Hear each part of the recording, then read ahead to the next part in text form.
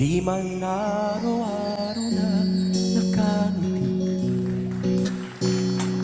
at ilang beses na rin tayong humihindi. Di na mabilang ang ating mga tampuhan, away ba't di natin di na namamalayan?